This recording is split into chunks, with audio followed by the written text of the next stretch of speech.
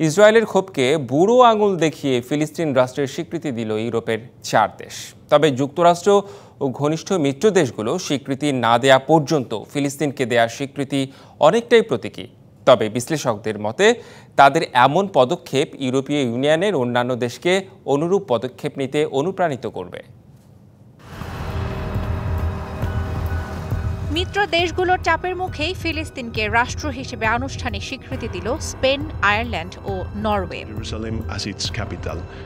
Israeli দখলদারি শুরুর পর থেকে পশ্চিম তীর ও গাজার যে অবশিষ্টাংশ নিয়ে এখনো দাঁড়িয়ে আছে ফিলিস্তিন, এই স্বীকৃতিতে আসলে কতটুকু লাভবান হবে তা নিয়ে উঠছে প্রশ্ন। 3 দেশের দেয়া এই স্বীকৃতি আসলে বিদ্যমান রাষ্ট্রের কোনো স্বীকৃতি নয়, এটি ফিলিস্তিন প্রতিষ্ঠার সম্ভাবনার স্বীকৃতি মাত্র। তবে এই পদক্ষেপের ফলে এই 3 দেশের সাথে ফিলিস্তিনি কর্তৃপক্ষের কূটনৈতিক সম্পর্ক এবং যোগাযোগ বাড়বে বলে মনে করছেন বিশ্লেষকরা।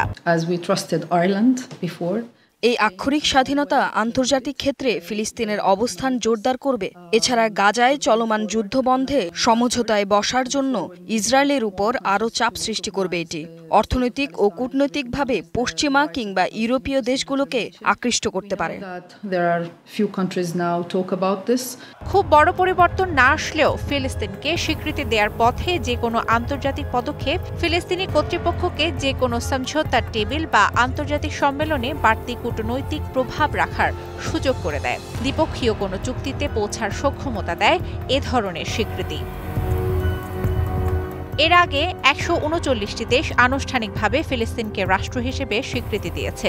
চলতি বছরের 10ই মে জাতিসংঘের সাধারণ পরিষদের 193টি সদস্য রাষ্ট্রের মধ্যে 143টি দেশ ফিলিস্তিনের পক্ষে ভোট দিয়েছে, যাতে দেশটি জাতিসংঘের পূর্ণ সদস্যপদ লাভ করতে পারে। অনেক বিশ্লেষকের মতে রাষ্ট্র স্বীকৃতি দিলেও ফিলিস্তিনের অস্তিত্ব নির্ধারণ করতে পারে শুধু একটি দেশ, আর তা হলো ইসরায়েল, কেননা এটি ফিলিস্তিনি ভূখণ্ড দখলকারী শক্তি। শোভন শাহমিন দিশা, ডিবিসি নিউজ ডেস্ক।